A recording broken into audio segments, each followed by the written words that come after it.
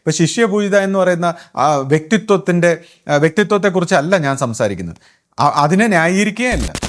ഇപ്പോൾ ഈ ഛായാചിത്രത്തിൻ്റെ കാര്യം പറഞ്ഞു.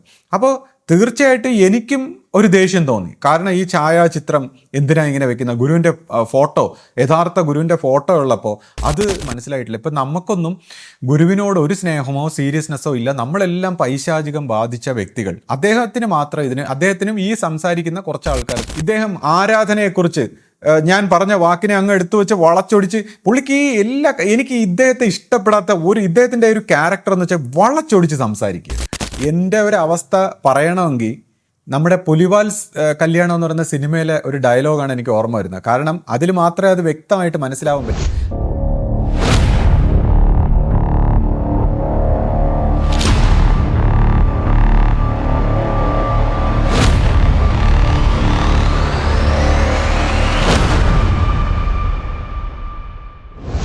സദ്ഗുരുവേ ശരണം. എല്ലാവർക്കും ലൈഫ് ഡിവൈൻ്റെ പുതിയ എപ്പിസോഡിലേക്ക് സ്വാഗതം. മനസ്സിന്റെ ശാന്തിയെക്കുറിച്ചും സമാധാനത്തെക്കുറിച്ചും ആധ്യാത്മികമായിട്ടുള്ള നല്ല വിഷയങ്ങൾ അത് ജീവിതത്തിൽ എങ്ങനെ നമുക്ക് ഉപയോഗപ്രദമാക്കാം, അങ്ങനെയുള്ള കാര്യങ്ങളെക്കുറിച്ചൊക്കെ സംസാരിക്കണം എന്ന് വിചാരിച്ചിരിക്കുകയായിരുന്നു. അപ്പോഴാണ് കഴിഞ്ഞ ദിവസം ശ്രീക്ക് ഒരു വീഡിയോ ക്ലിപ്പ് അയച്ചു കൊടുത്തു. അപ്പോൾ അതിനുശേഷം അയാൾ കുറെ കാര്യങ്ങൾ ചോദിച്ചപ്പോൾ ഒരു 1.5 മണിക്കൂർ ശ്രീ അദ്ദേഹത്തിന് മറുപടി പറഞ്ഞ് മനസ്സിലാക്കുന്നത് ഞാൻ കണ്ടു. അപ്പൊ അത് കേട്ടപ്പോൾ എന്താ വിഷയം നോക്കിയപ്പോൾ ഒരു രമേശ് പാണാജി എന്ന് പറഞ്ഞ നമ്മുടെ മറ്റേ ചാനലിലെ അതിലൊരാളുടെ ഒരു വീഡിയോ ക്ലിപ്പായിരുന്നു അത്. അപ്പം എനിക്ക് തോന്നി, ശ്രീ സംസാരിക്കുന്ന കേട്ടപ്പോൾ എനിക്ക് തോന്നി ഇതിപ്പോ ഒരാളോടല്ലേ ശ്രീ ഇത് പറഞ്ഞത്, പേഴ്സണലായിട്ട് പറഞ്ഞു കൊടുക്കാണല്ലോ. അപ്പൊ ഇത് യഥാർത്ഥത്തിൽ ഒരുപാട് പേർക്ക് എല്ലാവരും ഇത് കേൾക്കേണ്ട ഒരു കാര്യമാണ് എന്ന് എനിക്ക് തോന്നി. അങ്ങനെ ഞാൻ ശ്രീയോടൊന്ന് റിക്വസ്റ്റ് ചെയ്യാണ്, ശ്രീ അതിനെക്കുറിച്ചൊന്ന് സംസാരിക്കണം. അപ്പം അതിൽ ഇയാൾ പറഞ്ഞിരിക്കുന്ന ഒരു വിഷയം എന്ന് വെച്ചാൽ, ഇപ്പോൾ നമ്മുടെ എല്ലാമായ ഗുരുവിന്റെ ഛായാചിത്രം കുടിലിൽ ഇപ്പോൾ അനാവരണം ചെയ്തു നവംബർ 3-ാം തീയതി. അപ്പം അതിനെക്കുറിച്ചൊക്കെ ഇതിനകത്ത് പറയുന്നത് ഗുരുവിന്റെ ഛായാചിത്രം വെച്ചതിന്റെ പുറകിലൊക്കെ എന്തൊക്കെയോ ഗൂഢ ലക്ഷ്യങ്ങളുണ്ട്. അത് യഥാർത്ഥത്തിൽ നല്ല ചിത്രങ്ങൾ ഉള്ളപ്പോൾ എന്തിനാ ഇങ്ങനെ ചെയ്യുന്നതെന്നൊക്കെ പറഞ്ഞിട്ടുള്ള അവരുടേതായ എല്ലാത്തിനുള്ള വ്യാഖ്യാനങ്ങളുണ്ടല്ലോ. അങ്ങനെ ഒരു കാര്യമാണ് പറഞ്ഞിരിക്കുന്നത്. അപ്പോൾ ശ്രീ എന്താണ് അതിനെ കുറിച്ചുള്ള ശ്രീയുടെ ഒരു വിശദീകരണം അയാൾക്ക് പറഞ്ഞു കൊടുത്തതെന്ന് പറയാമോ? സദ്ഗുരുവേ ശരണം. ഇപ്പോൾ ഈ വിഷയങ്ങളെക്കുറിച്ച് ഞാൻ സംസാരിക്കേണ്ട എന്ന് കരുതിയതാണ്. കാരണം ഇപ്പോൾ കഴിഞ്ഞ കുറച്ചു കാലമായിട്ട് ഞാനിങ്ങനെ ഇതേപോലുള്ള വിഷയങ്ങൾ നിരന്തരം ഇങ്ങനെ സംസാരിച്ചുകൊണ്ടിരിക്കുമ്പോൾ അത് ആ ഒരു ചിന്താധാരയിൽ ഇങ്ങനെ പോകുമ്പോൾ വളരെയധികം നമുക്കൊരു വളരെ ഫ്രസ്ട്രേഷനാണ്. അതായത് ഇപ്പം നമ്മൾ വളരെ നല്ല ഭക്തിസാന്ദ്രമായ ഒരു അവയർനെസ്സിൽ ശുദ്ധമായിട്ട് ജീവിക്കുമ്പോൾ നമുക്ക് നല്ല ജീവിതത്തിൻ്റെ ഒരു സന്തോഷമാണ്, അപ്പോൾ ശാന്തിയാണ്. അങ്ങനെ ഒരു പോസിറ്റീവ് വൈബ്രേഷനിൽ പോകാൻ ഉള്ള സാഹചര്യം ഉണ്ടായിരിക്കുമ്പോൾ ഞാനിതിങ്ങനെ നിരന്തരം ഈ കാര്യങ്ങൾ ഇങ്ങനെ സംസാരിക്കുമ്പോൾ ജീവിതം തന്നെ വളരെ ഡള്ളായി പോകുന്ന പോലെ, ഒരു നരകം, നമ്മൾ തന്നെ മനസ്സുകൊണ്ടൊരു നരകം സൃഷ്ടിക്കുന്നത്. അപ്പോൾ ഇതുപോലുള്ള വ്യക്തികൾ ഈ സംസാരിക്കുന്ന ആ ചിന്താധാരയിലൂടെ നമ്മളെയും കൂടെ നമ്മളും ആ ചിന്താധാരയിൽ ആ ഒരു നിലവാരത്തിലുള്ള ചിന്തകളുടെ പിറകെ പോകുമ്പോൾ നമ്മൾ വെർച്വലി നരകത്തിൽ പ്രവേശിക്കുന്ന പോലെയാണ്.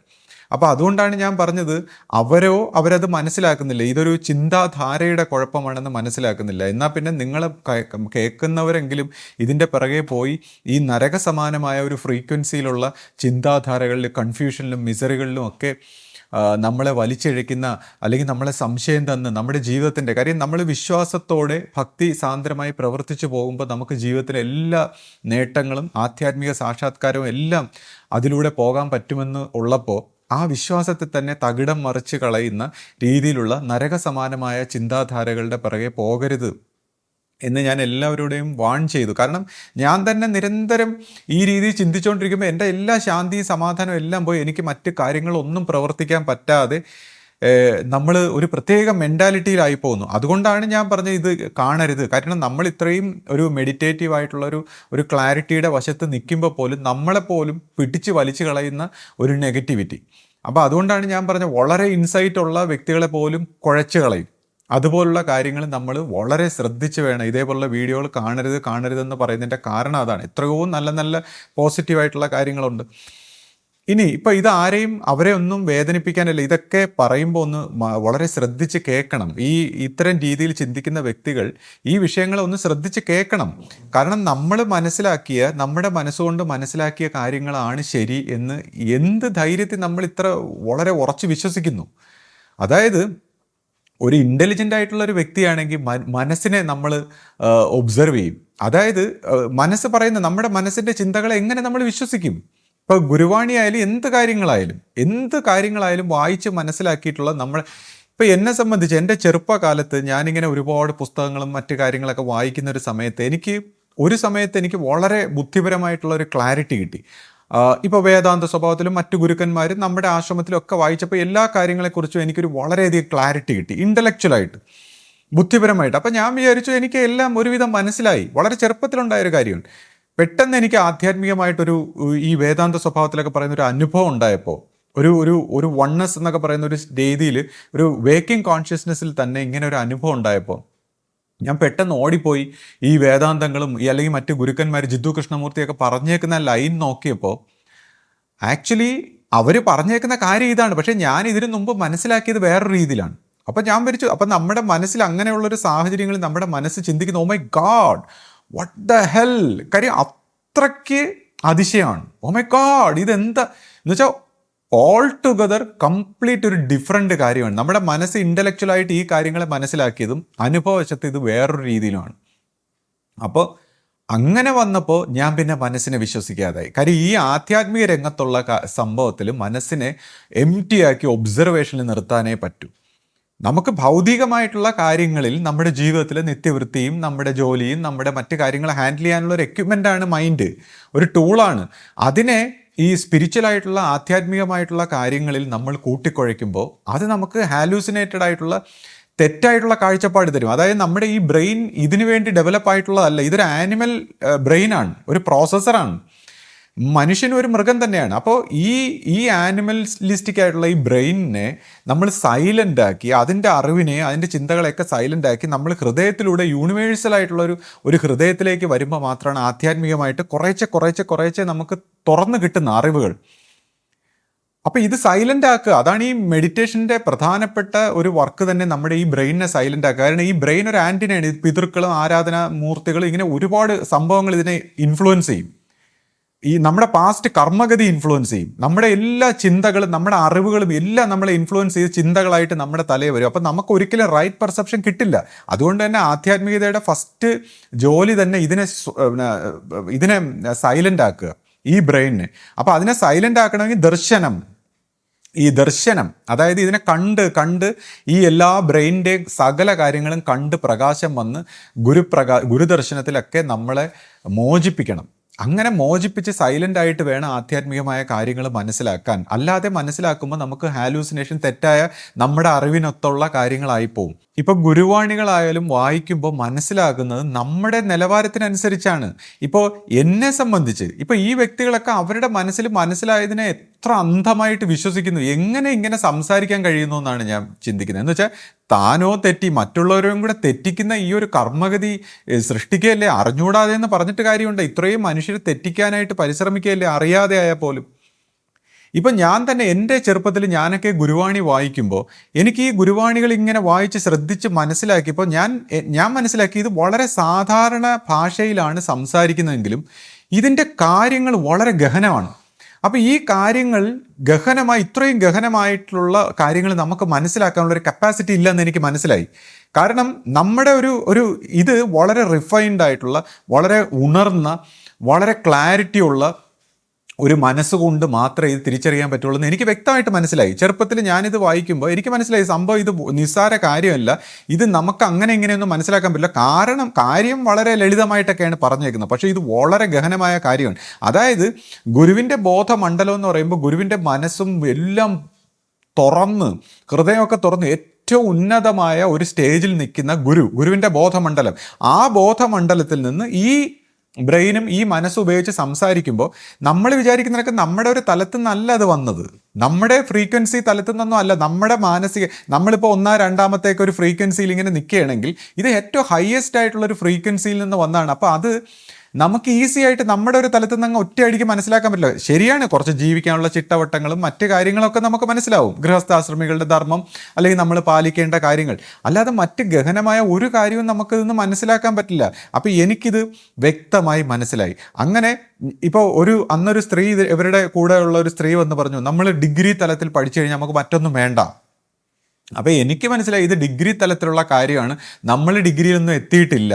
അപ്പം നമ്മൾ 1-ാം ക്ലാസ് 2-ാം ക്ലാസ് 3-ാം ക്ലാസ് 4-ാം ക്ലാസ്സും 7-ാം ക്ലാസ്സിലൊക്കെ പോയിട്ടുള്ള ഫോർമുലകളും ഇതിൻ്റെ കാര്യങ്ങളും മറ്റ് ഡീറ്റെയിൽസും അതിൻ്റെ വിശദീകരണങ്ങളും അതിൻ്റെ ചെറിയ ചെറിയ കാര്യങ്ങൾ, ബേസിക് അടിസ്ഥാന കാര്യങ്ങളൊക്കെ പഠിച്ചാൽ മാത്രമേ ഇതിനെക്കുറിച്ച് ചെറുതായിട്ടെങ്കിലും മനസ്സിലാക്കാൻ പറ്റുമെന്ന് എനിക്ക് വ്യക്തമായിട്ട് മനസ്സിലായി.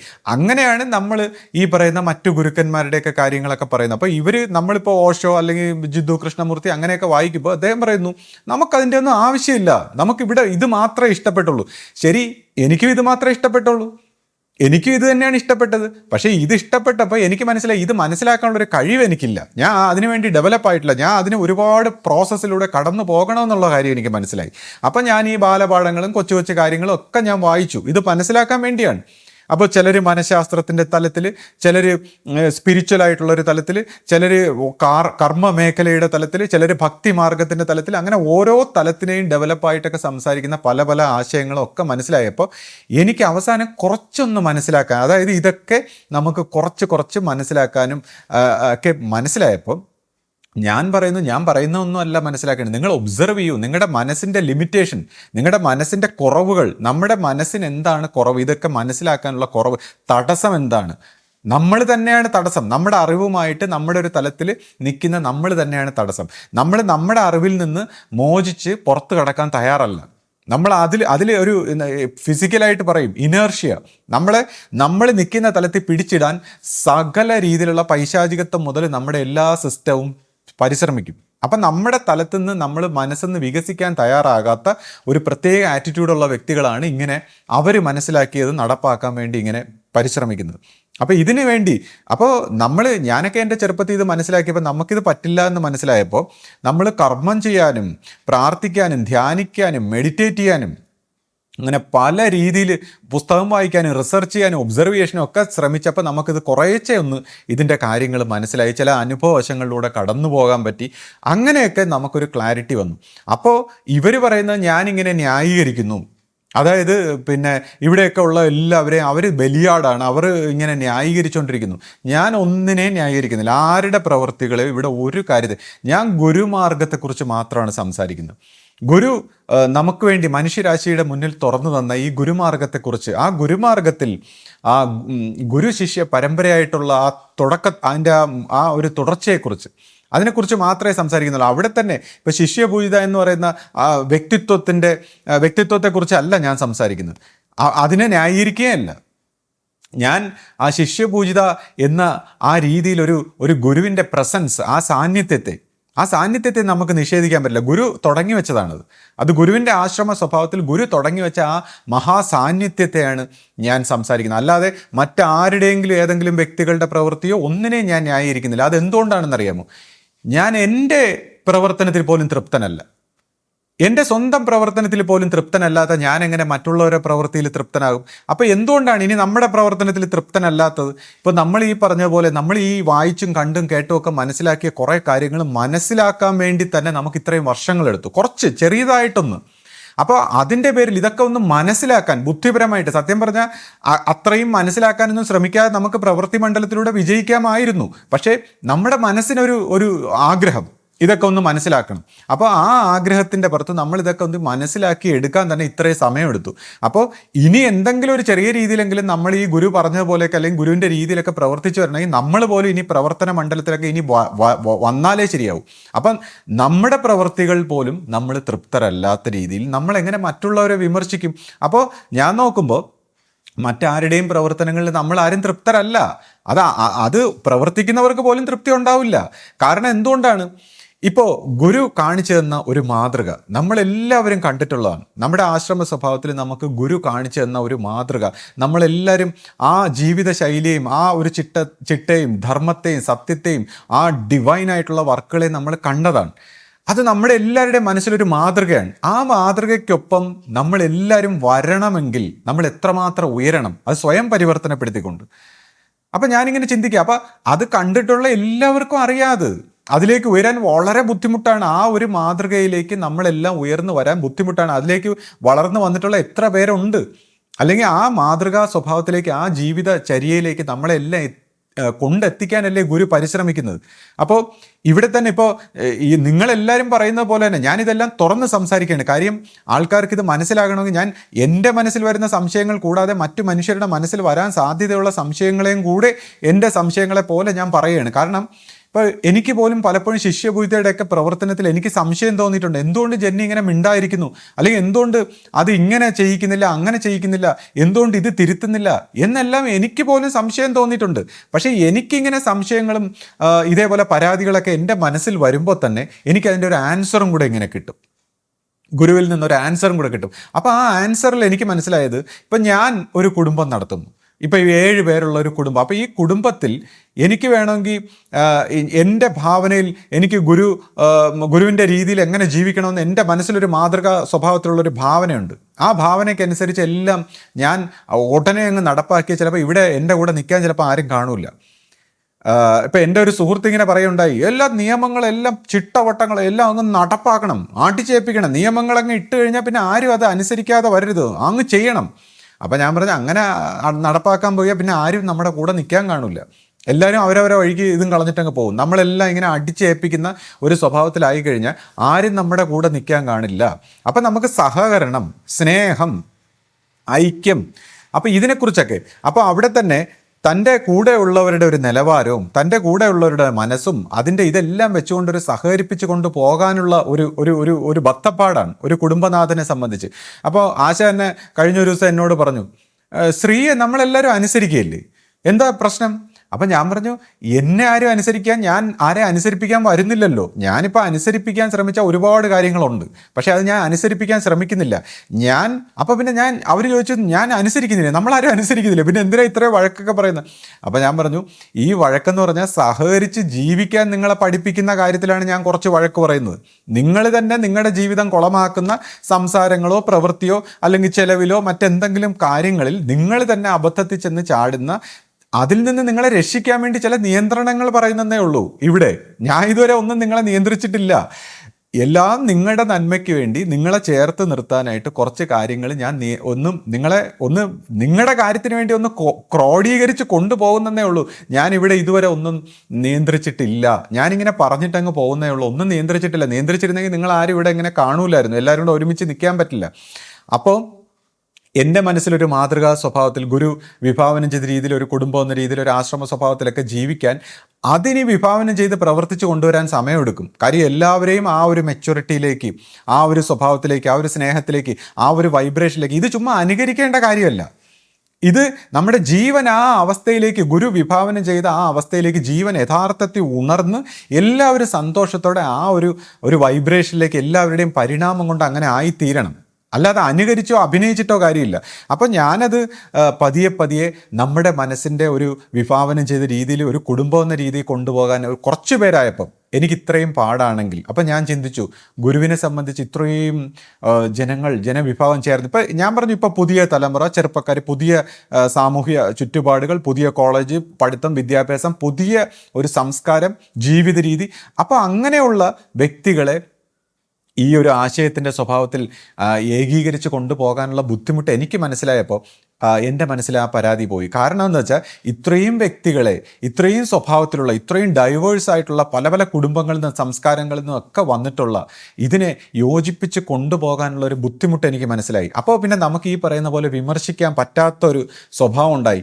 കൂടാതെ ഗുരുവിൻ്റെ ഈ മാതൃക കണ്ടിട്ടുള്ള എല്ലാവർക്കും അതിൻ്റേതായ ഒരു വിഷമം ഉണ്ടാവും. അപ്പോൾ ആ മാതൃകയിലേക്ക് അവനവനെ പരിവർത്തനപ്പെടുത്തി അവനവൻ്റെ കുടുംബവും അങ്ങനെ ഓരോ വ്യക്തികളും പരിവർത്തനപ്പെടാൻ സ്വയം തയ്യാറാകണമെന്നുള്ളതാണ്. അല്ലാതെ നമ്മളിങ്ങനെ ലോകത്തിൽ അങ്ങോട്ട് ജനിച്ചു വന്നിട്ട് നമ്മളങ്ങോട്ട് എല്ലാം കൂടെ കുറ്റം, ഇപ്പോൾ തന്നെ ഒരു രാജ്യത്തിൻ്റെ ഒരു മുഖ്യമന്ത്രി ആവട്ടെ, പ്രധാനമന്ത്രി ആവട്ടെ, അല്ലെങ്കിൽ ലോകത്തിൻ്റെ ഒരു ഭരണ സംവിധാനമാവട്ടെ, താനിത് ജനിച്ചു വന്ന് താനും കൂടെ അനുഭവിക്കുന്നെങ്കിൽ തനിക്കും ഉണ്ട് അതിൻ്റെ ഒരു കർമ്മം.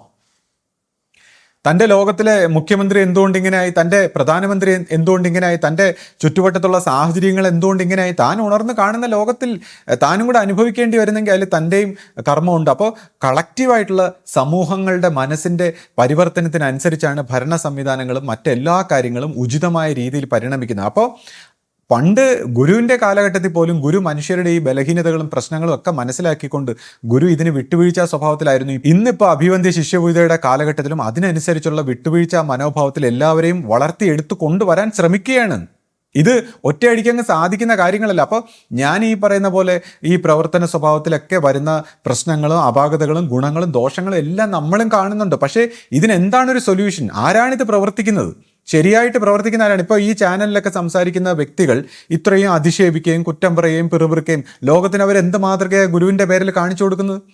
ഇത്രയും വയലൻസ് ആയിട്ടും ദേഷ്യമായിട്ടും അവരുപയോഗിക്കുന്ന വാക്കുകൾ, അവരുടെ ചാനലിൽ അവർ സംസാരിക്കുന്ന രീതികൾ, അതിൻ്റെ കമൻറ്റുകൾ.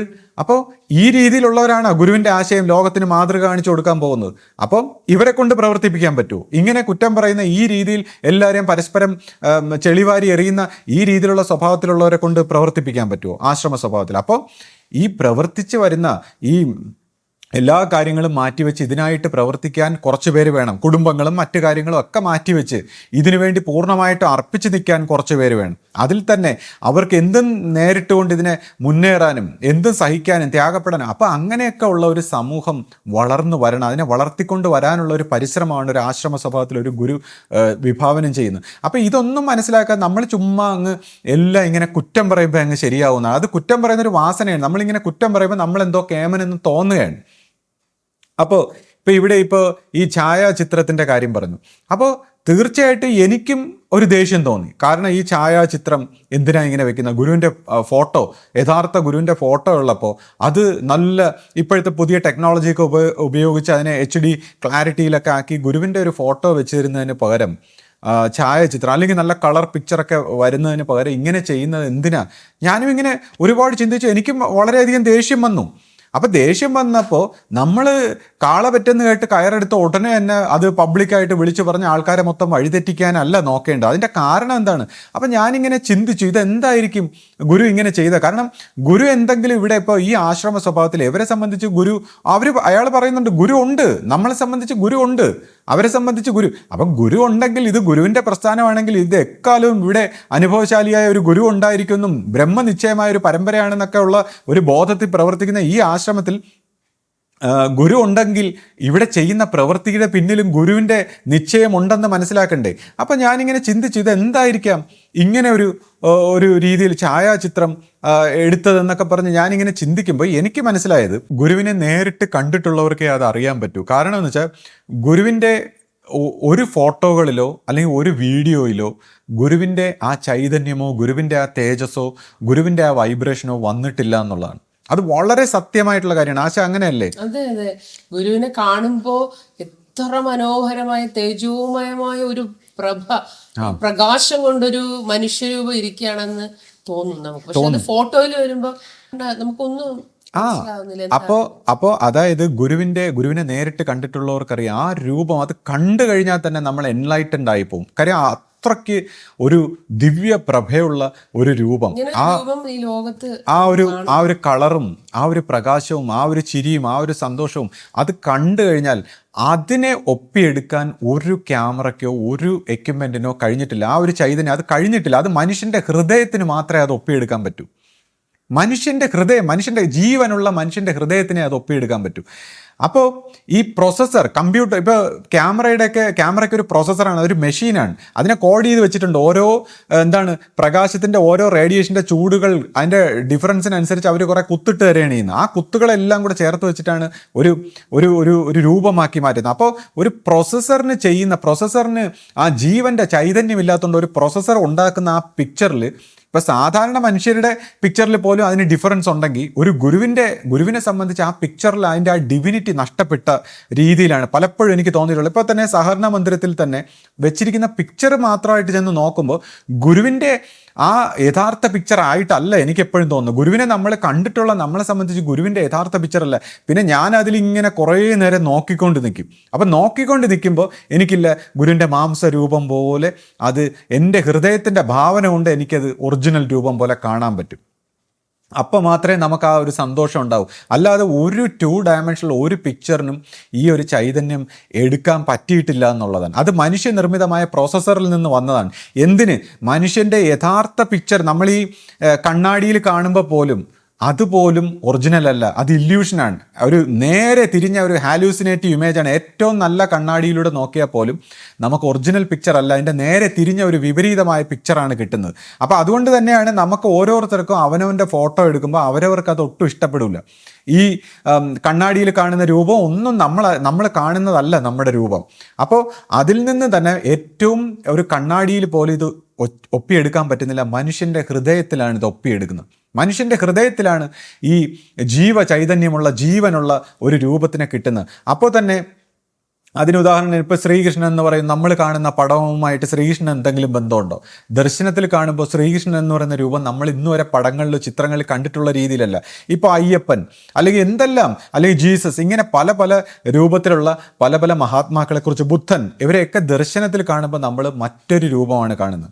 അപ്പോൾ ഇതുപോലുള്ള പടങ്ങൾ മനുഷ്യൻ വരച്ചു വെച്ചിട്ടുള്ള അല്ലെങ്കിൽ മനുഷ്യൻ്റെ ഭാവനയിൽ വന്നിട്ടുള്ള പടങ്ങളൊക്കെ അങ്ങനെ ഇരിക്കുമ്പോഴും, അവൻ്റെ ഹൃദയത്തിൻ്റെ ഒരു സങ്കല്പമായിട്ട് അതൊരു ഉപാധിയായിട്ട് ഇരിക്കുമ്പോഴും, ദർശന സ്വഭാവത്തിൽ ഈ ഗുരുക്കന്മാരെ എക്കാലവും മനുഷ്യൻ്റെ ഹൃദയത്തിലൂടെ വീണ്ടെടുക്കാവുന്നേ ഉള്ളൂ. അപ്പോൾ അവിടെയാണ് ഗുരു പറഞ്ഞിട്ടുള്ളത്, ഈ അടുത്ത വരുന്ന തലമുറയിലുള്ള, ഇനി വരാൻ പോകുന്ന തലമുറയിലുള്ള വ്യക്തികൾ ദർശനത്തിലൂടെ ഇത് കണ്ടുവരും, ഗുരുവിനെ കണ്ടിട്ട് വരുന്നവരുണ്ടാവും. അപ്പോൾ ഈ ഗുരുവിൻ്റെ രൂപമോ അല്ലെങ്കിൽ ഈ ഗുരുവിൻ്റെ ഈ ചൈതന്യമോ ഈ ഗുരുവിൻ്റെ സത്യമോ ഒന്നും ഒരിക്കലും ഈ യൂണിവേഴ്സൽ മൈൻഡിൽ നിന്ന് മാഞ്ഞു പോകാൻ പോകുന്നില്ല. അതെല്ലാം ദർശന സ്വഭാവത്തിൽ എല്ലാവരും വരും തലമുറ വീണ്ടെടുക്കും. അപ്പോൾ വരും തലമുറയിലേക്ക് ഈ കാര്യങ്ങളെ ഒന്ന് പിച്ച വെച്ച് കൊണ്ടുപോവുക, അല്ലെങ്കിൽ ഇതിനെ ശരിയാക്കി കൊണ്ടുപോകുക എന്നുള്ളതാണ് നമ്മുടെ ഓരോരുത്തരുടെയും കടമ. അപ്പോൾ തന്നെ ഈ പെയിൻറ്റിങ്ങിന് ഇപ്പം ഞാൻ പറയുന്ന ഒരു പ്രൊസസ്സർ പുനഃസൃഷ്ടിക്കുന്ന ഒരു രൂപത്തിനേക്കാൾ ഒരു പക്ഷേ പ്രാധാന്യമുണ്ട് ഒരു പെയിൻറ്റർ, ഒരു ജീവനുള്ള ഒരു പെയിൻറ്റർ പുനഃസൃഷ്ടിക്കുമ്പോൾ. അവൻ്റെ ഹൃദയത്തിൻ്റെ വിശുദ്ധിയിലൂടെ അവൻ പ്രാർത്ഥിച്ച് അവൻ ഒരു ചിത്രം ഇങ്ങനെ വരയ്ക്കുമ്പോൾ അവൻ്റെ ഹൃദയത്തിലൂടെ ചിലപ്പോൾ ഗുരുവിൻ്റെ ഒരു ഗുരുനിർദ്ദേശപ്രകാരം ഒരു കാര്യം ചെയ്യുമ്പോൾ ആ ഗുരുവിൻ്റെ ചൈതന്യത്തിലൂടെ അയാളുടെ ഹൃദയത്തിലൂടെ ചിലപ്പോൾ ആ ചിത്രത്തിൽ ആ ദൈവികമായ ഒരു എലമെൻറ്റ് ചിലപ്പോൾ വരാൻ സാധ്യതയുണ്ട്. ഒരു പ്രൊസസ്സറിന്, ഒരു ഡെഡ് ആയിട്ടുള്ള ഒരു പ്രൊസസ്സറിന്, ഒരു ചൈതന്യം ഇല്ലാത്ത പ്രൊസസ്സറിന് സൃഷ്ടിക്കാൻ പറ്റുന്നതിനേക്കാൾ ഒറിജിനലായിട്ടുള്ള ഒരു ചൈതന്യം ചിലപ്പോൾ അതിന് നമ്മളെ കാഴ്ചയിൽ ചിലപ്പോൾ ഒറിജിനലായിട്ട് ആയില്ലെങ്കിൽ പോലും എന്തോ ഒരു ചൈതന്യം, ഡിവൈനായിട്ടുള്ള ഒരു ഡിവിനിറ്റി കൊണ്ടുവരാൻ മനുഷ്യ ഹൃദയത്തിനെ പറ്റൂ. അതായിരിക്കാം ചിലപ്പോൾ ഇങ്ങനെ ചെയ്തതെന്ന് ഞാൻ അവസാനം എൻ്റെ മനസ്സിൽ അങ്ങനെയാണ് അതിനെക്കുറിച്ച് ചിന്തിച്ചപ്പോൾ എനിക്ക് മനസ്സിലായത്. പിന്നെ അവിടെ തന്നെ ഇപ്പോൾ ശ്രീനാരായണ ഗുരു പണ്ട് ഒരിക്കൽ പറഞ്ഞു, ഇങ്ങനെ കാളവണ്ടിയിലൂടെ കൊണ്ടുപോകുമ്പോൾ അദ്ദേഹം കാളവണ്ടി കയറില്ല, മനുഷ്യൻ കൊണ്ടുപോകുന്ന വണ്ടിയിലാണ് അദ്ദേഹം കയറാൻ തയ്യാറായത്. എന്തുകൊണ്ടെന്ന് വെച്ചാൽ കാളയ്ക്ക് അറിയില്ല. അപ്പം മനുഷ്യനറിയാം, മനുഷ്യൻ അറിഞ്ഞുകൊണ്ട് എന്നെ ഉരുട്ടിക്കൊണ്ടുപോകാൻ തയ്യാറായിട്ട് വരുമ്പോൾ അതിന് ഞാൻ തയ്യാറായി കൊടുക്കണം. എൻ്റെ ശിഷ്യൻ എന്നെ കൊണ്ടുപോകാൻ വരുമ്പോൾ ഞാൻ അതിന് തയ്യാറാവുന്നു എന്ന് പറയുന്ന പോലെ മനുഷ്യൻ്റെ ഹൃദയത്തിലൂടെ വരുന്ന കാര്യങ്ങൾക്ക് ഏതെങ്കിലും ഒരു മെഷീനിലൂടെയോ അല്ലെങ്കിൽ മറ്റു രീതിയിൽ വരുന്നതിനേക്കാളും ഒരു ചൈതന്യവത്തായിട്ടുള്ള എന്തോ ഒരു എലമെൻ്റ് ഉണ്ടായതുകൊണ്ടായിരിക്കാം ഗുരു ആ രീതിയിൽ സെലക്ട് ചെയ്തത്. കാരണം ഇവിടെ വെച്ച് നടക്കുന്ന ഓരോ കാര്യത്തിനും അതിൻ്റേതായ ഒരു ധാർമ്മികമായ ഗുരുനിർദ്ദേശപ്രകാരമായിട്ടുള്ള ഒരു കാര്യം ഉണ്ടാകുമെന്ന് തന്നെ ഞാൻ വിശ്വസിക്കുന്നു. അല്ലാതെ ഇവർ പറയുന്ന നിനക്ക് ഗുരു പോയി എന്നുള്ള രീതിയിലല്ല. എക്കാലവും ഗുരു നമ്മളെ നയിക്കാൻ ഉണ്ടാകുമെന്നുള്ളൊരു വിശ്വാസത്തിലാണ് നമ്മൾ ഓരോരുത്തരും ഇവിടെ ജീവിക്കുന്നത്. ഈ സാഹചര്യത്തിൽ എനിക്ക് ഓർമ്മ വരുന്ന ഒരു പ്രധാനപ്പെട്ട ഒരു കാര്യം ഞാനൊന്ന് പറഞ്ഞോട്ടെ. ഒരു ദിവസം ഗുരുവിന്റെ മുറിയിൽ ചെല്ലുമ്പോൾ അവിടെ ഒരു ഫോട്ടോ വെച്ചിരിക്കുന്നു. അപ്പം എനിക്ക് തോന്നിയത് ഗുരുവിനെ പോലെ ഇരിക്കുകയാണ്. അപ്പം ഗുരുവിന്റെ ചുറ്റും ഇങ്ങനെ കൊച്ചു കുട്ടികൾ, നല്ല ഭംഗിയുള്ള പട്ട് വസ്ത്രങ്ങളും ആഭരണങ്ങളൊക്കെ ഇട്ട കുട്ടികൾ ഗുരുവിന്റെ കഴുത്തിലും തോളിലും മടിയിലും പിന്നെ ഒരു പൂച്ചയും ഒക്കെ ഇരിക്കുന്നുണ്ട്. അപ്പോൾ ഇത് കണ്ടപ്പോൾ ഞാൻ ഗുരുവിനോട് ചോദിച്ചു, അപ്പോൾ ഇത് അപ്പയുടെ പടമല്ലേ, ഇത് അപ്പ അല്ലേ എന്ന് ഞാനിങ്ങനെ ചോദിച്ചു. അപ്പോൾ ഗുരു പറഞ്ഞു, നിനക്കിത് കണ്ടിട്ട് എന്നെ പോലെ തോന്നുന്നോ, ഞാൻ ഇങ്ങനെയാണോ ഇരിക്കുന്നത് എന്നൊക്കെ ചോദിച്ചു. എൻ്റെ അടുത്ത് വളരെ സന്തോഷമായിട്ട് മറുപടി പറഞ്ഞിട്ട് ഗുരു പെട്ടെന്ന് ഒരു ചിന്തയിൽ ഇങ്ങനെ നിന്നിട്ട് പറഞ്ഞു, അത് സപ്തഋഷികളുടെ പടമാണ്. അപ്പോൾ 6 കുട്ടികളും പിന്നെ ആ ഗുരുവിൻ്റെ രൂപം പോലെയുള്ള ആ ഒരു പടവുമാണ്. അപ്പോൾ ഇത് സപ്തഋഷികളുടെ പടമാണ്, ഇത് ഒരാൾ വരച്ചതാണ്. പക്ഷെ ആ ആള് ഗുരുവിനെ കണ്ടിട്ടില്ല, പക്ഷെ ശരിക്കും ഗുരുവിനെ ഒപ്പിയെടുത്ത് വരച്ചതുപോലെയാണ് ഇരിക്കുന്നത്. അപ്പൊ ഗുരു എൻ്റെ അടുത്ത് പറഞ്ഞു, അത് ആ വരച്ച ആൾക്ക് അയാളുടെ സങ്കല്പത്തിൽ, അയാൾ ദർശനത്തിൽ അയാൾക്ക് ഗുരുവിന്റെ രൂപം കിട്ടിയതാണ്. അതുകൊണ്ടാണ് അയാൾ വരച്ചപ്പോൾ ഇതിങ്ങനെ വന്നത്. അപ്പോൾ ഇതിന്റെ ഒരു പ്രത്യേകത എന്താണെന്ന് വെച്ചാൽ, ഈ പോസ്റ്റർ നിങ്ങളും കണ്ടു കാണും, പല സ്ഥലങ്ങളിൽ ഈ പോസ്റ്റർ ഇങ്ങനെ വിൽക്കുന്നത് ഞാൻ കണ്ടിട്ടുണ്ട്. അപ്പോൾ അത് ഗുരുവിനെ കണ്ട് അവർ വരച്ചതല്ല, നേരിട്ട് കണ്ടു വരച്ചതല്ല എന്ന് ഉറപ്പാണ്.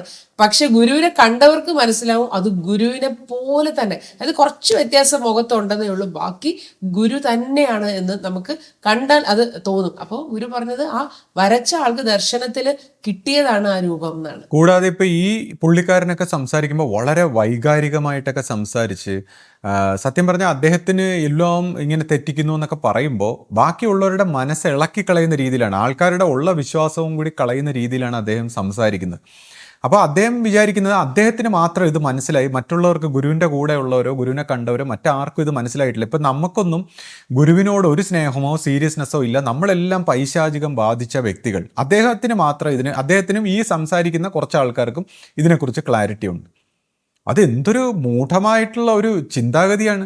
കാരണം നമ്മളൊക്കെ ഗുരുവിനെ വേണ്ടി ഗുരുവിൻ്റെ ആ ഒരു സ്നേഹത്തിൻ്റെ ബേസിൽ എല്ലാം കളഞ്ഞും എല്ലാം ജീവിതത്തിൽ ഈ ഒരു പ്രസ്ഥാനത്തിനോടൊപ്പം വന്ന് നിൽക്കുമ്പോൾ നമുക്കൊന്നും ഇതിനോട് ഒരു പ്രതിബദ്ധതയില്ല, അവർക്ക് കുറച്ച് പേർക്കേ ഉള്ളൂ.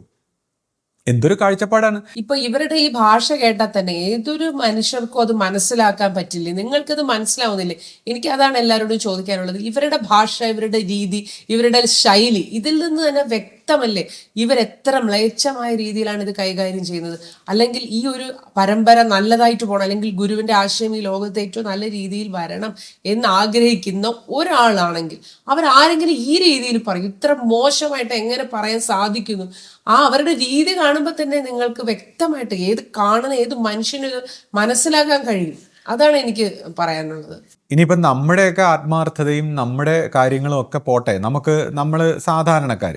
ഇനിയിപ്പോൾ ശിഷ്യപൂജിതയുടെ കാര്യം ചിന്തിക്കുമ്പോൾ ശിഷ്യപൂജിതയെ സംബന്ധിച്ച് വളരെ ചെറുപ്രായത്തിൽ ആദ്യമായിട്ട് ഗുരുവിനെ കാണുമ്പോൾ തന്നെ ഗുരുവിനോടൊപ്പം ഇറങ്ങി വന്ന ഒരു കുട്ടി, അതായത് അന്നത്തെ കാലത്തിൽ ഒരുവിധം നല്ല ജീവിത സാഹചര്യമുള്ള വീട്ടിൽ വളരുന്ന ഒരു കുട്ടി ഗുരുവിനോടൊപ്പം, അന്ന് ഇവിടുത്തെ ആശ്രമ സ്വഭാവത്തിലുള്ള സാഹചര്യങ്ങളെല്ലാം വളരെ ചുരുങ്ങിയ സാഹചര്യങ്ങളിൽ, വളരെ ബുദ്ധിമുട്ടുന്ന ഒരു സാഹചര്യത്തിൽ ഈ കുട്ടി വന്ന പാടെ ഗുരുവിനോടൊപ്പം ഇറങ്ങി പുറപ്പെട്ടു.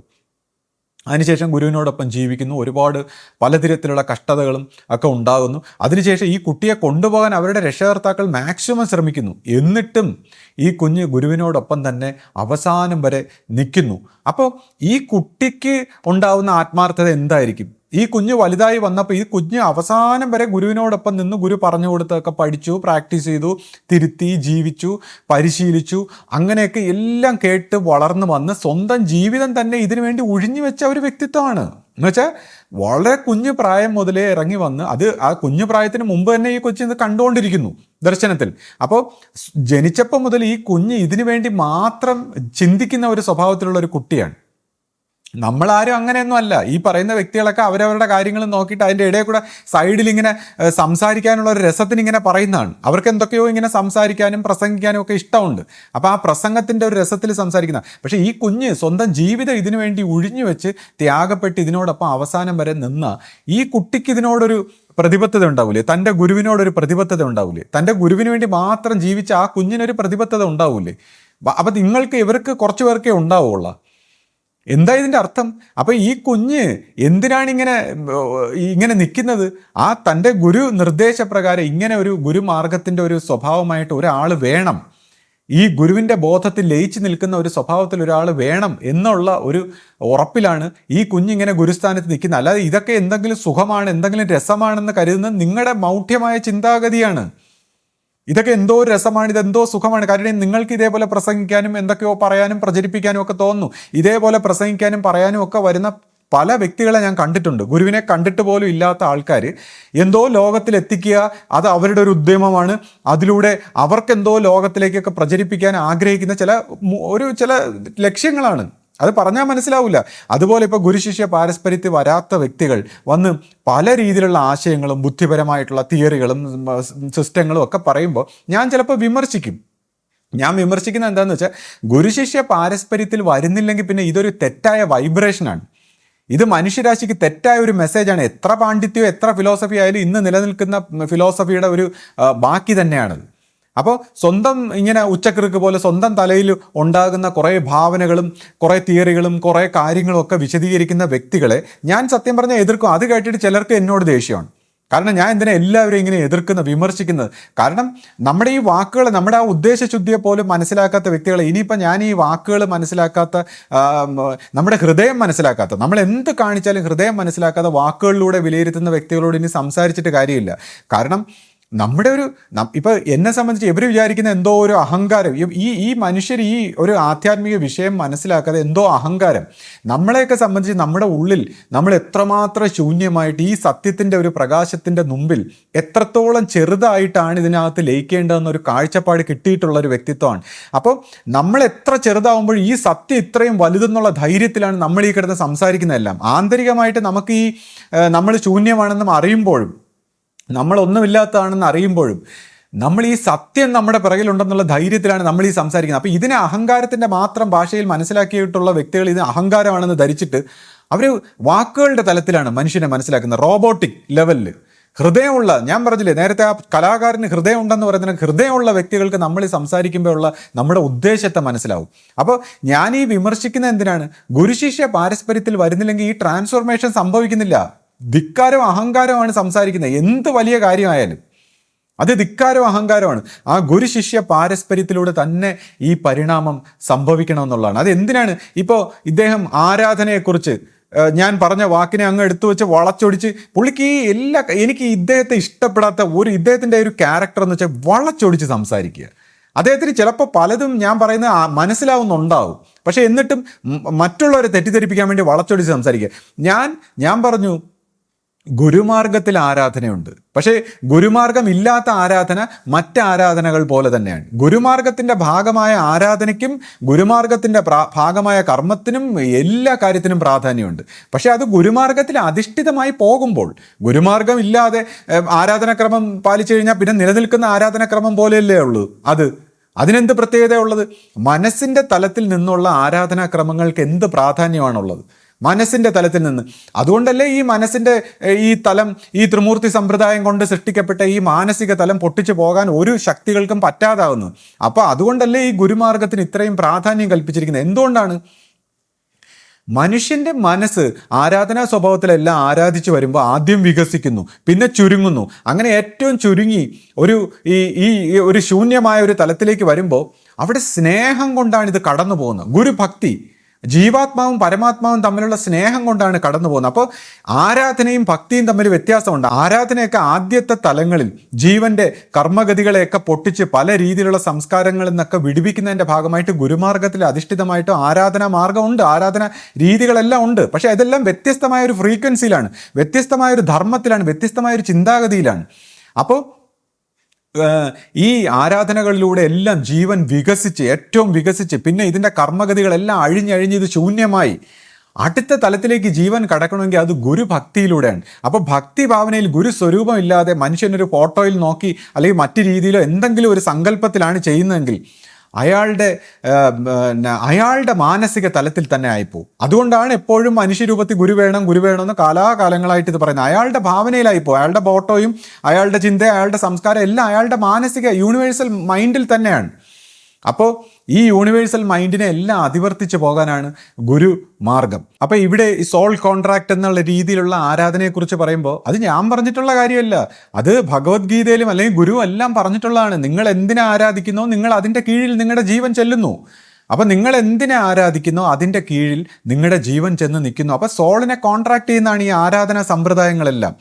അപ്പോൾ എന്നാൽ ഗുരുവിൻ്റെ മുമ്പിൽ ഭക്തിഭാവനയിൽ ഗുരുവും ശിഷ്യനും തമ്മിലുള്ള ആ സ്നേഹത്തിലൂടെ ഗുരുവിൻ്റെ ആ ദൈവികമായ കോൺഷ്യസ്നെസ്സിലേക്ക്, അപ്പോൾ ഇവിടെ നമ്മുടെ ഗുരുവിനെ ആയാലും മാനസിക തലത്തിൽ ഒരാൾ ആരാധിക്കുമ്പോൾ ദൈവസ്വരൂപമായിട്ട് ആരാധനാ സ്വഭാവം മാത്രമാകുമ്പോൾ, ഗുരുശിഷ്യ ബന്ധമില്ലാതാകുമ്പോൾ എന്ത് സംഭവിക്കുന്നു? ആ പൂർണ്ണതയിലേക്ക് പോകാനുള്ള വാതിൽ. കാരണം മനസ്സുകൊണ്ടുള്ള തലത്തിലല്ലേ ഒരാൾ ആരാധിക്കുന്നത്. അയാളുടെ മനസ്സിൻ്റെ തലത്തിൽ നിന്നുകൊണ്ട് ആരാധിക്കുമ്പോൾ അയാളുടെ മനസ്സിലല്ലേ ഈ ഗുരുവിൻ്റെ ഭാവനയും ചിത്രവും വികാരവും ചിന്തയെല്ലാം വരുന്നത്. അപ്പോൾ അയാൾക്ക് സത്യമായിട്ടിരിക്കുന്ന ഗുരു, സത്യമായിട്ടിരിക്കുന്ന ദൈവം എന്ന് പറയുന്ന ആ അചിന്ത്യമായ മനസ്സിൻ്റെ എല്ലാ യൂണിവേഴ്സൽ തലങ്ങൾക്കും അതിവർത്തിച്ച് നിൽക്കുന്ന ആ അബ്സല്യൂട്ട് സ്പിരിച്വലായിട്ടുള്ള സുപ്രീം ഗോഡായിട്ടുള്ള സുപ്രീം ലവ് ആയിട്ടുള്ള ആ തലം ആക്ച്വലി മനുഷ്യൻ്റെ മാനസിക തലവുമായിട്ട് ബന്ധം വരുന്നില്ല. അപ്പോൾ മാനസിക തലവുമായിട്ട് മനുഷ്യരെ ബന്ധിപ്പിക്കുന്നതാണ് ഗുരുശിഷ്യ ബന്ധം. ഗുരുശിഷ്യ ബന്ധത്തിലൂടെയാണ് ആ സുപ്രീം ഗോഡിൻ്റെ കോൺഷ്യസ്നെസ്സുമായിട്ട് ടച്ച് ചെയ്തിരിക്കുന്ന ഒരു വ്യക്തിത്വത്തിലൂടെ ആ സുപ്രീം ഗോഡിൻ്റെ സ്പിരിച്വൽ ഗൈഡൻസ്. എന്നിട്ട് ആ സുപ്രീം ഗോഡിൻ്റെ സൂഫികൾ പറയും നസർ, നോട്ടം, ഗുരുവിൻ്റെ നോട്ടം കൊണ്ടാണ് ഈ ചേഞ്ചുകളെല്ലാം വരുന്നത്. ഗുരുവിൻ്റെ നോട്ടം. അപ്പോൾ അവർ പറയുന്നു നമ്മളെല്ലാം പൈശാചികത്വം, ഗുരുവിൻ്റെ നോട്ടം ലഭിക്കാത്ത അദ്ദേഹം ഗുരുവിനെ വിട്ടുപോയി എന്ന് പറഞ്ഞപ്പോൾ അദ്ദേഹത്തിന് ദേഷ്യം വരുന്നു. അദ്ദേഹത്തിൻ്റെ മാനസിക തലത്തിലുള്ള ഗുരു ഉണ്ട്. അദ്ദേഹം മനസ്സുകൊണ്ട് കുറേ കാര്യങ്ങൾ വായിച്ച് മനസ്സിലാക്കി അദ്ദേഹം മനസ്സിലാക്കിയ തത്വങ്ങളും വിചാരങ്ങളുമായിട്ടുള്ള ഒരു ഗുരുവിനെ അദ്ദേഹം വിശ്വസിക്കുന്നു. അതല്ല ഗുരുശിഷ്യ ബന്ധം. ഗുരുശിഷ്യ ബന്ധം റിയൽ ആയിട്ടുള്ള ഗുരുശിഷ്യ ബന്ധം, ആ ഗുരുവിൻ്റെ നോട്ടം. അപ്പോൾ ഗുരുവിൻ്റെ നോട്ടത്തെക്കുറിച്ച് എന്താ പറയുന്നത്? സയൻസ് പോലും പറയുന്നു ദ ഒബ്സർവർ എഫക്റ്റ് എന്ന്. അതായത് ഒബ്സർവർ എങ്ങനെയാണോ നോക്കുന്നവൻ എങ്ങനെയാണോ, ആൽബർട്ട് ഐൻസ്റ്റീനും നീൽ ബോറും തമ്മിലുള്ള ചർച്ചയാണ്. ഒബ്സർവറിനനുസരിച്ച് ഇലക്ട്രോണിൻ്റെ തലത്തിലും ഗാലക്റ്റിക് കോസ്മിക് തലത്തിലും ഒബ്സർവറിൻ്റെ നോട്ടത്തിനനുസരിച്ച് ചേഞ്ചുകൾ വരുന്നുണ്ട് ഈ ലോകത്ത്. ഒബ്സർവറിനനുസരിച്ചാണ് എല്ലാം വികസിക്കുന്നതെന്ന് സയൻസ് പോലും പറയുന്നുണ്ട്. അപ്പോൾ ഗുരുവിൻ്റെ നോട്ടത്തിൻ്റെ പ്രത്യേകത, ഗുരുവിൻ്റെ ആ ദൈവബോധമായിട്ടിരിക്കുന്ന ആ ഗുരുവിൻ്റെ നോട്ടം മനുഷ്യ തലത്തിലേക്ക് വരുമ്പോൾ ഉണ്ടാകുന്ന ചേഞ്ച്, ആ നോട്ടം കൊണ്ട് അത് കണങ്ങളിൽ തൊട്ട് ചേഞ്ച് വരെയാണ്. അവിടെ തന്നെ ഗുരുവിൻ്റെ കണ്ണുകളിലൂടെയാണ് ഏറ്റവും പവർഫുള്ളായിട്ട് വരുന്നത്. ഗുരുവിൻ്റെ ശരീരത്തിലും എല്ലാ ഭാഗത്തും ഈ നോട്ടം വരെയാണ്, ഗുരുവിൻ്റെ നോട്ടം വരെയാണ്. കാര്യം ചിലരെ കണ്ണിൽ നോക്കിയാൽ പോലും നോക്കാൻ പാടില്ല. കാര്യം ഇതെല്ലാം കൂടെ ഇളകി അങ്ങ് ഒരുമിച്ച് വരാൻ പാടില്ല. ഓരോരുത്തരെ പടിയായിട്ടാണ്. അപ്പോൾ ഗുരു ദർശനത്തിനൊക്കെ വരുമ്പോൾ ഓരോരുത്തരൊക്കെ അവകാശപ്പെട്ട രീതിയിലാണ് ഈ ഇൻ്റലിജൻസ്, ഈ ഹയസ്റ്റ് ഇൻ്റലിജൻസ് ഓരോ ജീവനും ഏത് രീതിയിൽ താങ്ങും, ഏത് രീതിയിൽ അയാൾ പരിണാമം വരും, ഏത് രീതിയിൽ അവൻ്റെ ഈ നോട്ടം, ഈ പ്രകാശം അവനിൽ ചെന്ന് അവൻ്റെ കർമ്മഗതികളെ അവന് ദർശന സ്വഭാവത്തിൽ കാണിച്ചു കൊടുത്ത് അതൊന്ന് മോചിപ്പിക്കും, അഴിച്ചുവിടും, കെട്ടുകൾ അഴിച്ചുവിടും. അപ്പോൾ ഇത് നോട്ടം മാത്രമല്ല, ശരീരത്തിൽ നിന്നും ഗുരുവിൻ്റെ ശരീരത്തിൽ നിന്നും കണ്ണിൻ്റെ മാംസമായ കണ്ണ് ട്രാൻസ്പാരൻ്റ് ആയതുകൊണ്ട് അവിടെ നിന്ന് പ്രകാശം, പക്ഷേ ശരീരത്തിൻ്റെ എല്ലാ തലത്തിൽ നിന്നും ഈ പ്രകാശം വരികയാണ്. അപ്പോൾ ഈ പ്രകാശം സ്വീകരിച്ചുകൊണ്ടാണ് എല്ലാ പൈശാചികത്വത്തിൽ നിന്നും എല്ലാ നെഗറ്റിവിറ്റിയിൽ നിന്നും സ്വതന്ത്രമായി ഗുരുദർശനത്തിലൂടെയാണ് ശിഷ്യൻ സാക്ഷാത്കാരത്തിലേക്ക് പോകുന്നു.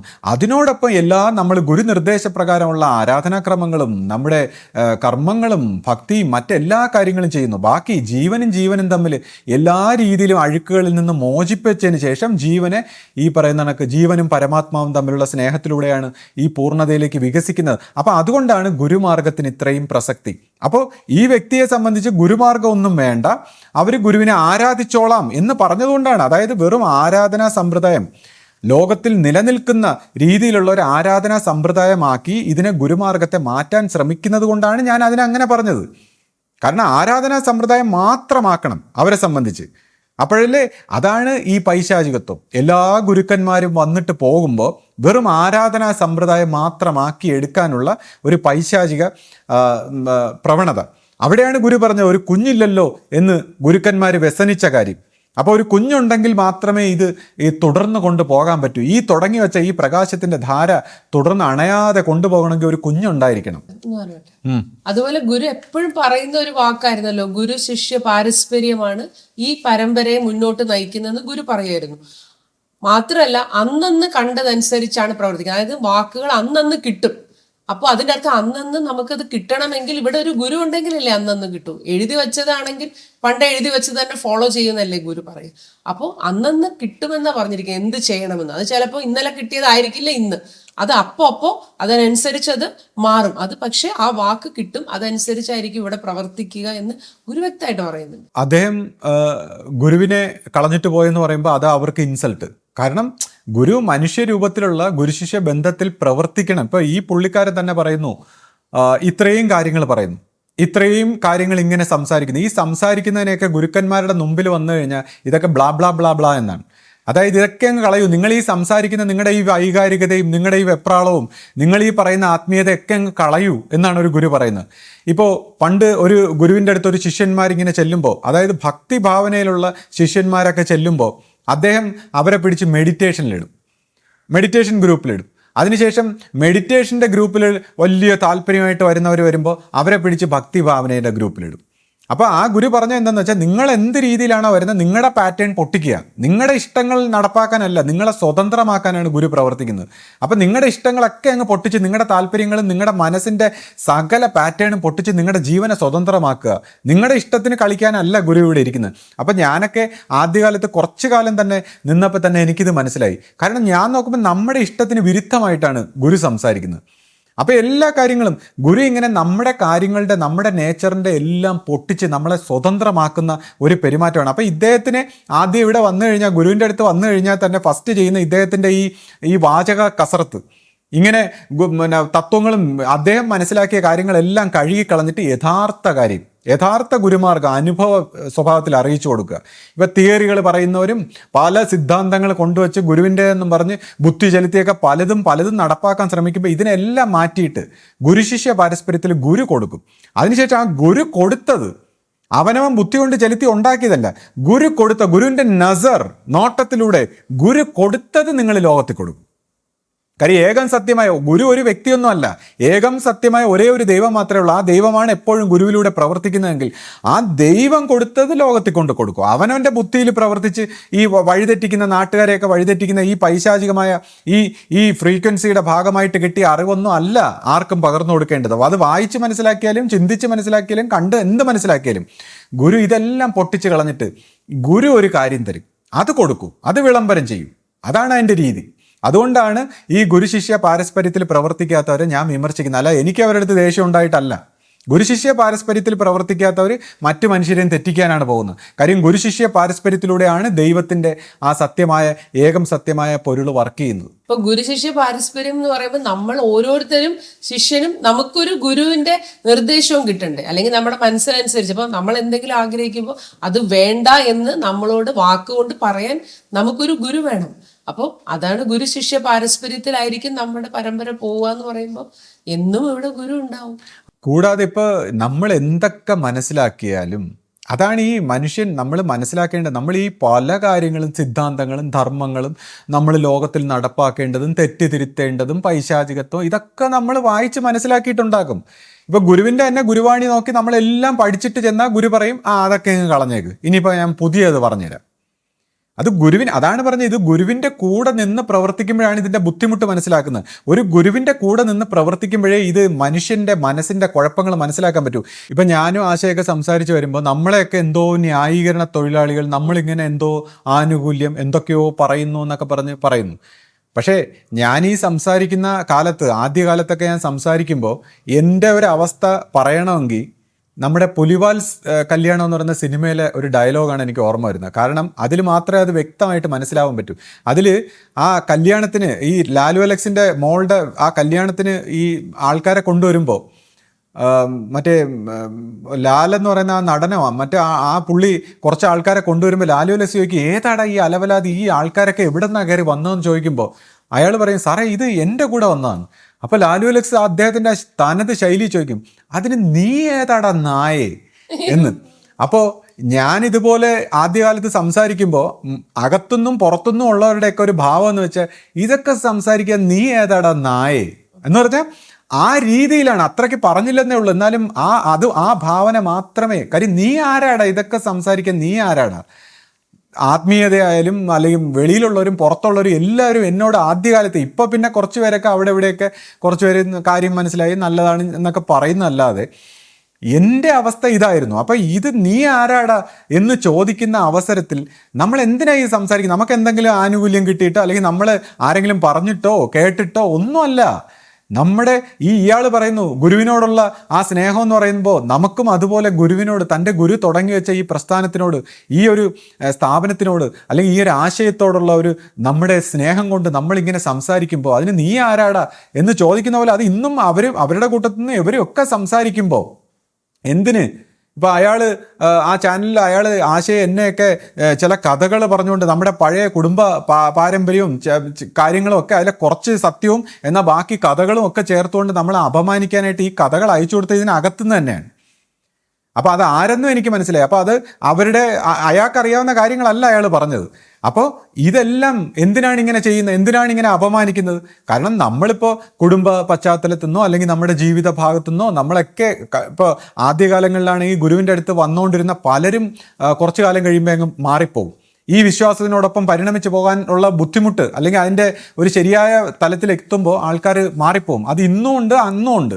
ഇത് ഗുരുമാർഗത്തിൽ പിടിച്ചിരിക്കുക എന്ന് പറയുന്നൊരു വളരെ വലിയ മെച്യൂരിറ്റിയാണ്. കാരണം ആൾക്കാർ കാര്യസാധ്യങ്ങൾക്കാണല്ലോ കൂടുതൽ വരുന്നത്. ഒരു ആത്മീയ പരിവർത്തനത്തിന്റെ ഭാഗം വരുമ്പോൾ കടുക്കും, അപ്പോൾ പതുക്കെ അങ്ങ് മാറിക്കണം. അതായത് ഇപ്പോൾ ഒരു രോഗശാന്തിയോ അല്ലെങ്കിൽ എന്തെങ്കിലും ആഗ്രഹപൂർത്തിയോ എന്തെങ്കിലും കാര്യത്തിന് വരുന്നവർ ഒരു സമയമാകുമ്പോൾ പണ്ടേ പൊയ്ക്കൊണ്ടിരുന്നു. അപ്പോൾ അങ്ങനെ പലരും വന്ന് പോകുമ്പോഴും ഗുരു അതിൽ നിന്നൊരു കുടുംബത്തിൽ ഒരാളെങ്കിലും ഒരു കണ്ണിയെങ്കിലും പിടിച്ചു വെക്കാൻ ഗുരു ശ്രദ്ധിച്ചിരുന്നു. അപ്പോൾ അങ്ങനെ നമ്മുടെയൊക്കെ കുടുംബത്തിൽ നിന്ന് നമ്മളൊക്കെ ഒരു കണ്ണിയായിട്ട് എങ്ങനെയെങ്കിലും പിടിച്ചു നിൽക്കുന്നു. അതിനുശേഷം നമ്മളെ കൊണ്ട് കഴിയുന്ന രീതിയിൽ പ്രാർത്ഥിച്ച് നമ്മളും എപ്പോൾ വേണോ തെറ്റിപ്പോകാം. നമുക്ക് എന്തെല്ലാം വിഷമങ്ങളും ദുഃഖങ്ങളും നിരാശകളും ഒക്കെ ഉണ്ടാകുന്നുണ്ട്. അപ്പോൾ ഏത് സാഹചര്യത്തിൽ വേണോ നമ്മളും ഇങ്ങനെയൊക്കെ സംസാരിക്കുന്ന നമുക്ക് പോലും തെറ്റിപ്പോകാനുള്ള എല്ലാ സാധ്യതകളും ഉണ്ട്. അപ്പം നമ്മൾ ദൈവമേ എന്ന് പറഞ്ഞ് നമ്മളെ കൊണ്ട് കഴിയുന്ന രീതിയിൽ പിടിച്ചു നിൽക്കുന്നു. അപ്പം നമ്മളടുത്ത് പഴയ ചരിത്രങ്ങളും പഴയ കാര്യങ്ങളും ഒക്കെ പറഞ്ഞ് നാറ്റിക്കുന്നു, ഇത് സംസാരിക്കാതിരിക്കാൻ. അപ്പോൾ ഇത് നാറ്റിക്കുന്നു, അപമാനിക്കാൻ ശ്രമിക്കുന്നു. അപ്പോൾ ഇതൊക്കെ അകത്തുള്ളവരും ഇത് കൊടുക്കുന്നു. അപ്പോൾ എന്തിനാണ് ഇത്, ആര് കൊടുക്കുന്നു? അപ്പം ആര് കൊടുത്താലും കൊടുത്തില്ല. എനിക്ക് ആദ്യം കേട്ടപ്പോൾ ദേഷ്യം വന്നു, ഈ വ്യക്തിയെക്കുറിച്ചൊക്കെ ആലോചിച്ചപ്പോൾ എനിക്ക് ഭയങ്കര ദേഷ്യം വന്നെങ്കിലും പിന്നെ ഞാൻ ചിന്തിച്ചു. കാരണം എന്നെ സംബന്ധിച്ച് ചിലപ്പോൾ എൻ്റെ മനസ്സിൻ്റെ എൻ്റെ ഒരു ബുദ്ധി അവസാനം ശിഷ്യപൂജിതയിലാണ് ചെന്ന് നിൽക്കുന്നത്. ചിലപ്പോൾ ഞാൻ വിചാരിക്കും ചിലപ്പോൾ ശിഷ്യപൂജിത പറഞ്ഞിട്ടാണെങ്കിലോ, അല്ലെങ്കിൽ ഇപ്പൊ ഗുരുവാണോ ഇതിന്റെ പിന്നിൽ പ്രവർത്തിച്ചത്? കാരണം ഇപ്പോൾ ശിഷ്യപൂജിതയെ ഞാൻ ഇത് ആ രീതി പറയുന്നത് കാര്യം, ഞാൻ ഇത് എല്ലാ രീതിയിലും ഇത് മനുഷ്യന് മനസ്സിലാകാൻ വേണ്ടി ഞാൻ തുറന്ന് സംസാരിക്കുകയാണ്. കാരണം ഞാൻ അങ്ങനെ ചിന്തിക്കാനുള്ള കാരണം, ഗുരു അറിഞ്ഞാലും അറിഞ്ഞില്ലെങ്കിലും ആ ഗുരു എന്ന് പറയുന്ന സത്യം ഇങ്ങനെയൊക്കെ പ്രവർത്തിക്കും. ഇപ്പം എല്ലാവരും വിചാരിക്കുന്ന ഞാനിങ്ങനെ ശിഷ്യപൂജിതയെ പുകഴ്ത്തിയൊക്കെ സംസാരിക്കുന്ന അല്ലെങ്കിൽ ശിഷ്യപൂജിതയുടെ കാര്യങ്ങളൊക്കെ സംസാരിക്കുന്നുണ്ട്. ശിഷ്യപൂജിതയ്ക്ക് എന്നോടൊന്ന് ഭയങ്കര സ്നേഹം. എന്ത് സ്നേഹം? ശിഷ്യപൂജിതയ്ക്ക് ഒരു ശിഷ്യന് എന്താണോ ഗുരുവിനുള്ള സ്നേഹം, ആ സ്നേഹം അല്ലാതെ തന്നെ പുകഴ്ത്തുന്നു അല്ലെങ്കിൽ തൻ്റെ കാര്യം പറയുന്നു എന്നുള്ള രീതിയിലുള്ള ഒരു സ്നേഹവും വരാൻ പോകുന്നില്ല. കാര്യം അങ്ങനത്തെ അവസ്ഥ, ആ രീതിയിലൊക്കെ സ്വയം തൻ്റെ കാര്യങ്ങളൊക്കെ പറയുമ്പോഴുള്ള ആ മമതയൊക്കെ ഉള്ള ഒരു അവസ്ഥയൊക്കെ കടന്ന്, ആ വ്യക്തിത്വ ചിന്തയൊക്കെ കടന്നു പരമബോധത്തിൽ നിൽക്കുന്ന ശിഷ്യപൂജിതയെ സംബന്ധിച്ച് ഞാൻ എന്തെങ്കിലും പറയുമ്പോഴും അവിടെ എനിക്കെന്ത് പണി തരാം, അതായത് എന്നെ എങ്ങനെ തിരുത്താം, ഈ പണിയെന്ന് ഞാൻ ഉദ്ദേശിക്കുന്ന തമാശയായിട്ടല്ല, ആ വാക്ക് അതേ യോജിക്കൂ. കാര്യം എന്നെ എങ്ങനെ, ഒരു ശിഷ്യനെ എങ്ങനെ തിരുത്താം, അവൻ്റെ ജീവൻ്റെ കെട്ടുപാടുകൾ എങ്ങനെ മാറ്റാം, അതാണ് ഒരു ഗുരു നോക്കുന്നത്. കാരണം ഗുരുവിന് പരമാത്മാവിന് ജീവാത്മാവിനോടാണ് സ്നേഹം. അപ്പം ജീവാത്മാവിനെ കെട്ടുപിണഞ്ഞ് നിൽക്കുന്ന കറകൾ അവൻ്റെ സ്വഭാവത്തിൽ, അവൻ്റെ പ്രവൃത്തിയിൽ, അവൻ്റെ അഹങ്കാരത്തിൽ ഏതെങ്കിലും രീതിയിൽ അത് പ്രവർത്തിച്ചു വരികയാണെങ്കിൽ അവനെ തടുക്കാൻ ഗുരു എന്തും ചെയ്യും. അപ്പം അത് അറിഞ്ഞുകൊണ്ട് തന്നെയാണ് എനിക്കറിയാം. കാര്യം എന്ത് രീതിയിലാണോ എനിക്കിനി അടുത്ത പ്രവൃത്തി വരുന്നത്, ഗുരുവിൻ്റെ രീതി നമുക്കത് പ്രതീക്ഷിക്കാൻ പറ്റില്ല. ഗുരു നമ്മുടെ പ്രതീക്ഷകൾക്ക് അപ്പുറമായിട്ടേ എപ്പോഴും പ്രവർത്തിക്കൂ. നമ്മൾ എക്സ്പെക്ട് ചെയ്യുന്ന നമ്മളെക്കാൾ ഒരു പടി മുന്നിലായിരിക്കും എപ്പോഴും ഗുരുവിൻ്റെ പ്രവർത്തനം. അപ്പം ഞാനിങ്ങനെ ചിന്തിക്കുന്നു, ചിലപ്പോൾ ഇനി ഗുരുവാണെങ്കിലോ, അപ്പോൾ ഇനി ഗുരു ആണെങ്കിലും അല്ലെങ്കിലും അത് ഗുരുവാണെന്ന് വെച്ച് ഞാനതങ്ങ് അവസാനം ക്ഷമിച്ചു, ഞാനതങ്ങ് കളഞ്ഞു. കാരണം എന്താണ്, നമ്മളിങ്ങനെ പ്രവർത്തിച്ചൊക്കെ വരുമ്പോൾ നമ്മളെ ഗ്രൗണ്ടഡ് ആക്കാൻ, നമ്മളെ ചിലപ്പോൾ ഒരു വശത്തു നിന്ന് സ്തുതിക്കും ഒരു വശത്തു നിന്ന് നിന്ദിക്കും. ഇപ്പോൾ കഴിഞ്ഞ ദിവസം എനിക്ക് വളരെയധികം വിഷമമുണ്ടായി. ഞാൻ വിചാരിച്ചു, കാര്യം നമ്മുടെ വാക്കുകൾ പോലും ആൾക്കാർ തെറ്റിദ്ധരിക്കുന്നു. നമ്മൾ പറയുന്ന വാചകങ്ങൾ നമ്മുടെ ഹൃദയത്തിനെ മനസ്സിലാക്കാതെ ഇങ്ങനെ ഒരു രീതിയിൽ എങ്ങനെ പ്രവർത്തിച്ചൊക്കെ പോകും, ഇതെങ്ങനെ സംസാരിക്കും എന്നെല്ലാം വിചാരിച്ചിട്ട് ഞാൻ വിചാരിച്ചു ഞാൻ ഇനി കുറച്ചാൾ സംസാരിക്കുന്നത്. കാരണം ഈ ഇവർ പറയുന്ന നെഗറ്റീവ് ആണെങ്കിൽ സംസാരിച്ച് മടുത്തു. അപ്പം ഞാൻ കുറച്ചാൾ ഇതിന്നൊക്കെ മാറി നിൽക്കാൻ പോകുന്നു എന്ന് തീരുമാനിച്ചപ്പോൾ കഴിഞ്ഞ ദിവസം ആശ്രമത്തിൽ നിന്ന് പതിവില്ലാതെ കുറേ ദൂരെ എന്നൊക്കെ വന്ന ആൾക്കാർ വന്ന ആശയോട് എന്നോടൊക്കെ പുകഴ്ത്തി ഈ വീഡിയോ വളരെ പ്രയോജനമാണ്, ഇത് നിങ്ങൾ തുടരണം എന്നെല്ലാം പറഞ്ഞ് അത് ആരാധനാലയത്തിൻ്റെ മുമ്പ് വെച്ച് വിളിച്ചു നിർത്തിയിട്ടൊക്കെ സംസാരിക്കും. അവസാനം ഞാൻ വിചാരിച്ചു, നമ്മൾ മനസ്സ് തളരുമ്പോൾ ഗുരു ഒരു വശത്ത് നിന്ന് നമ്മളെ പൊക്കും. പതിവില്ലാതെ ഒരുപാട് പേര് പറഞ്ഞു എന്നുള്ളതാണ് അത്ഭുതം തോന്നി. അപ്പൊ ശ്രീ പറയാണ് ഞാനിതൊക്കെ മതിയാക്കാന്ന് വിചാരിച്ച് ഇരിക്കുമായിരുന്നു. അതായത് കുറച്ച് നാളത്തേക്ക് ഒരു ഗ്യാപ്പ് എടുക്കാമെന്ന് വിചാരിച്ചായിരുന്നു. കാര്യം നമ്മുടെ മനസ്സിൽ ഒരു നിരാശ വന്നിട്ട് അപ്പോൾ ഒരു വശത്ത് നിന്ന് നമ്മളെ പൊക്കും. അതേസമയം നമ്മളെ ഇങ്ങനെ പൊങ്ങി പോകുമ്പോഴോ മറുവശത്ത് നിന്ന് നമ്മളെ സകല രീതിയിൽ ഇടിച്ചിടും. അപ്പോൾ ഇതെല്ലാം എന്തിനാണ്? അപ്പോൾ ഈ ഗുരുശിഷ്യ ബന്ധത്തിൽ ഇതെല്ലാം നമ്മുടെ ജീവൻ, ഇപ്പോൾ the enemy is not the other, the enemy is you എന്ന് ജിദ്ദു കൃഷ്ണമൂർത്തി പറഞ്ഞതുപോലെ നമ്മളാണ് നമ്മുടെ ശത്രു. അപ്പം നമ്മുടെ ഈ ഇമേജും നമ്മുടെ കർമ്മഗതികളും നമ്മുടെ ചിന്താധാരകളും എല്ലാം കൂടെ ചേർന്ന് നമ്മുടെ ജീവനെ കുടുക്കി വെച്ചേക്കുമ്പോൾ ആ ജീവനെ സ്വതന്ത്രമാക്കാനാണ് ഗുരു ഇങ്ങനെയൊക്കെ പ്രവർത്തിക്കുന്നത്. അപ്പം എനിക്കിതിൻ്റെ ഒരു ഗ്ലിംസ് മനസ്സിലായതുകൊണ്ടാണ് ഞാൻ സംസാരിക്കുന്നത്. അതായത് നമ്മുടെ ജീവൻ ഒരു വേള നമ്മുടെ ഈ ചിത്തവൃത്തികളിൽ നിന്നും മനസ്സിൽ നിന്നും എല്ലാം ഒന്ന് മാറി പൊട്ടി നിൽക്കുമ്പോൾ നമ്മൾ ആ കിട്ടുന്ന ആ ഒരു പ്രകാശധാരയുടെ ഒരു സ്വാതന്ത്ര്യവും സന്തോഷവും ആനന്ദവും അതിൻ്റെ ഒരു ഗ്ലിംസ് കിട്ടിയതുകൊണ്ടാണ് ഞാൻ സത്യം പറഞ്ഞത് ഇത് എന്തും സഹിച്ച് ഇതിൻ്റെ കൂടെ തന്നെ നിൽക്കുന്നത്. കാര്യം ഗുരു എന്തൊക്കെ രീതി പ്രവർത്തിച്ചാലും അവസാനം അത് ശരിയെന്ന് നമുക്ക് പറയേണ്ടി വരും. കാരണം നമുക്കെതിരെ പ്രവർത്തിച്ചാലും നമ്മളെ ഉപദ്രവിച്ചാലും നമ്മളെ വഴക്ക് പറഞ്ഞാലും എന്ത് ചെയ്താലും അവസാനം നമുക്ക് വിഷമം വരുന്നു, നിരാശ വരുന്നു, എന്തിന് ഗുരുവിനോട് ദേഷ്യം വരെ വരും. പക്ഷേ അവസാനം അത് ശരിയാണ് എന്ന് പറഞ്ഞ് തോക്കാനേ പറ്റൂ. അപ്പോൾ അങ്ങനെ തോറ്റ് അവസാനം നമ്മൾ ജയിക്കും. ഗുരു നമ്മളെ ജയിപ്പിക്കും. ഏറ്റവും വലിയ ജയം തന്നെ നമ്മളെ തരും. അതാണ് ഗുരുവിൻ്റെ രീതി. പക്ഷേ നമ്മൾ അവിടെ അമ്പയെ പരാജയപ്പെടേണ്ട കുറേ സന്ദർഭങ്ങളുണ്ട്. കൂടാതെ ഇപ്പോൾ ഓരോ വ്യക്തികളും ഇപ്പോൾ ചിലർ വിചാരിക്കും ഇത് ഭയങ്കര ബുദ്ധിമുട്ടാണ്. അല്ല. കാരണം നമ്മുടെ ജീവനെ എന്തിനാണ് ഇങ്ങനെ കഷ്ടപ്പെടുത്തുന്നതെന്ന് ചോദിച്ചാൽ നമ്മുടെ ജീവിതത്തിൻ്റെ പല മനുഷ്യരുടെ ആഗ്രഹങ്ങളും സ്വപ്നങ്ങളും ഭൗതികമായിട്ടുള്ള പോലും കാര്യങ്ങൾക്ക് തടസ്സമായിട്ടിരിക്കുന്ന അവനവൻ തന്നെയാണ്. അവനവൻ്റെ കർമ്മഗതിയായിട്ടുള്ള ജീവൻ്റെ ചില സ്വഭാവ വിശേഷങ്ങളാണ് നമ്മുടെ ജീവൻ്റെ എല്ലാം തടസ്സപ്പെടുന്നത്. അപ്പോൾ നമ്മുടെ ജീവൻ എല്ലാ നേട്ടങ്ങളിലേക്കും എല്ലാ ഉയർച്ചയിലേക്കും ഭൗതികമായിട്ടും വരാൻ തടസ്സമായിട്ടിരിക്കുന്ന ഇതിനെല്ലാം പൊട്ടിച്ച് കളയുന്ന ചില വേദനിപ്പിക്കലുകളാണ്.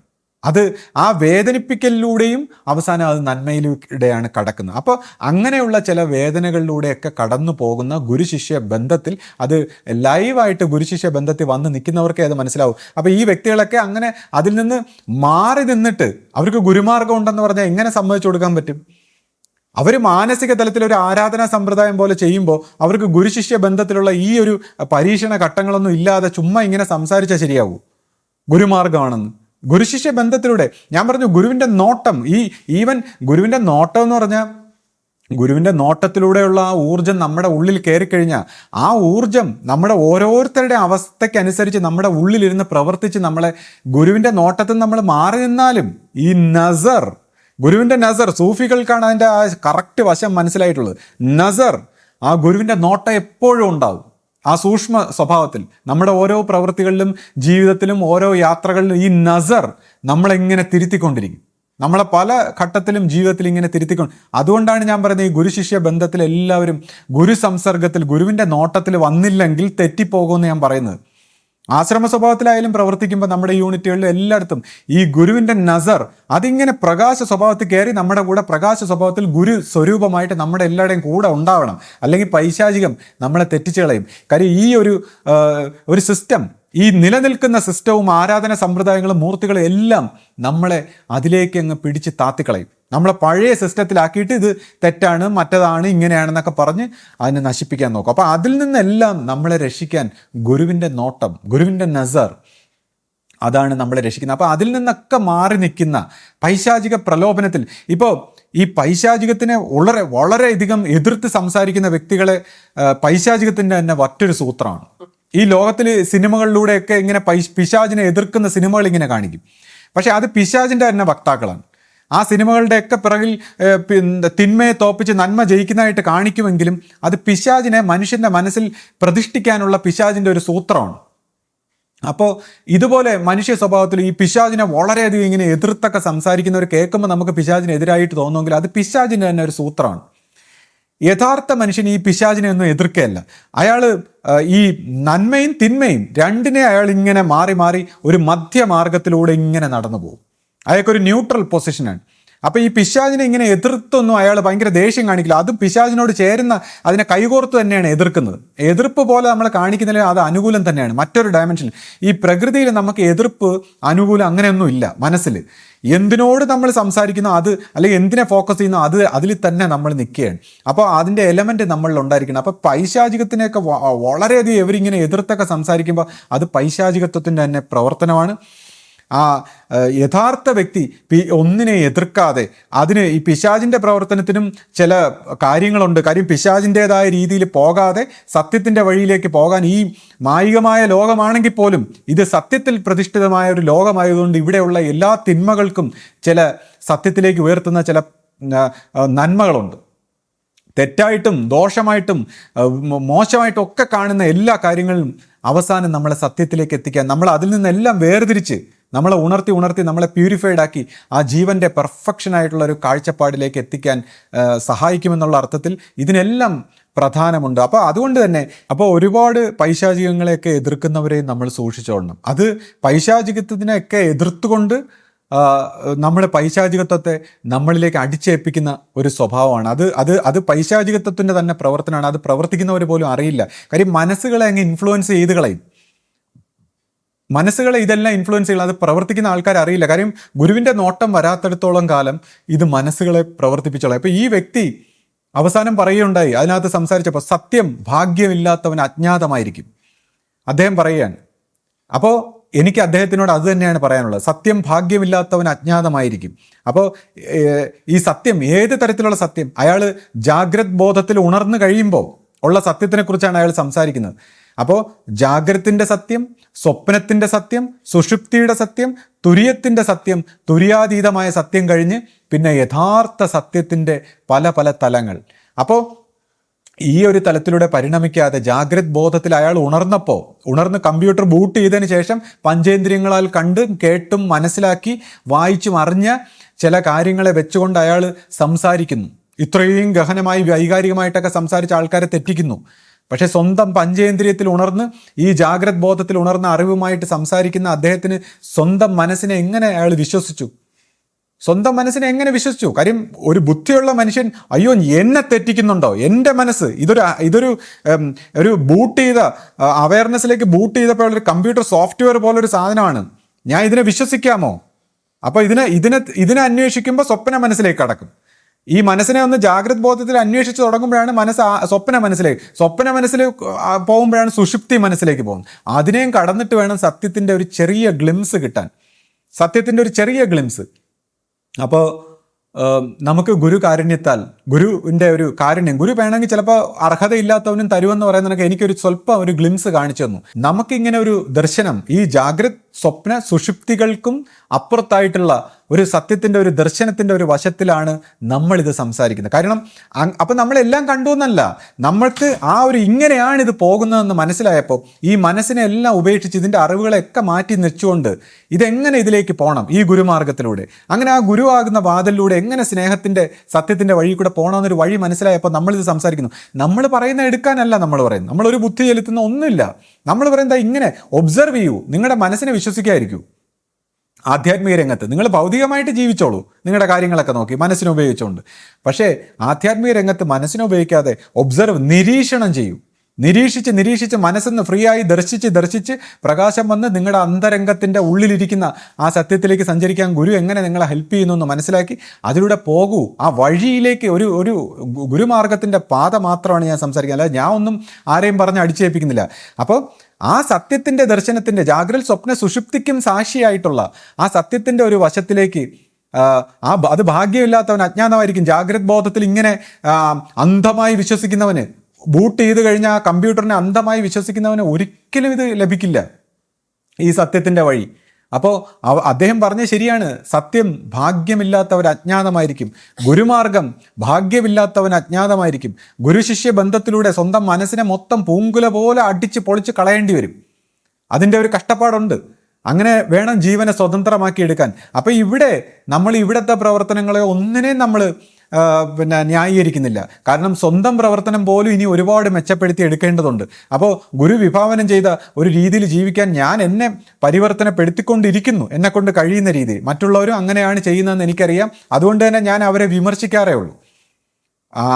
ആശ്രമ സ്വഭാവത്തിലൊക്കെ ഞാൻ വിമർശിക്കാറേ ഉള്ളൂ. ഞാൻ ഗുരുമാർഗത്തെയും ആ ഗുരു സ്ഥാനിയെയും അല്ലെങ്കിൽ ഈ പരമ്പരയുടെ എന്നും എക്കാലവും ഒരു ഗുരുമാർഗം തെളിയിച്ചു തന്നിട്ടുണ്ടെന്ന ആ ബ്രഹ്മവാക്കിനെയും ഗുരുവിൻ്റെ വാക്കിനെയാണ് ഞാൻ സംസാരിക്കുന്നത്. അല്ലാതെ ഞാൻ മറ്റൊരു കാര്യത്തിന് ന്യായീകരിക്കാൻ പറ്റില്ല. അവനവൻ്റെ ജീവിതത്തിൽ നോക്കിക്കഴിഞ്ഞാൽ അത് പറ്റില്ല എന്ന് മനസ്സിലായി കഴിഞ്ഞാൽ മറ്റുള്ളവരെയും പറ്റില്ല. പക്ഷേ നമ്മളെല്ലാവരും ആ മാതൃകാ സ്വഭാവത്തിൽ ഗുരു കാണിച്ചു തന്ന വഴിയിൽ ജീവിക്കാൻ കഷ്ടപ്പെട്ട് പ്രവർത്തിച്ചുകൊണ്ടിരിക്കുകയാണ്. അപ്പം അതിൻ്റെ ഇടയിൽ വന്ന് ഇങ്ങനെയൊക്കെ സംസാരിച്ച ആൾക്കാരെ വഴിതെറ്റിച്ച് ഒരു പൈശാചിക കർമ്മത്തിൻ്റെ ഉടയവരായി പോകാതിരിക്കാൻ നമ്മൾ ഓരോരുത്തരും ശ്രദ്ധിക്കണം. ഗുരുവിൻ്റെ ആ നോട്ടം, ഗുരു കാരുണ്യം അത് ലഭിക്കാൻ നമുക്കെല്ലാവർക്കും ഗുരു കാരുണ്യം തന്നെ ലഭിക്കട്ടെ എന്ന് പ്രാർത്ഥിച്ചുകൊണ്ട് സദ്ഗുരുവേശ്വരൻ.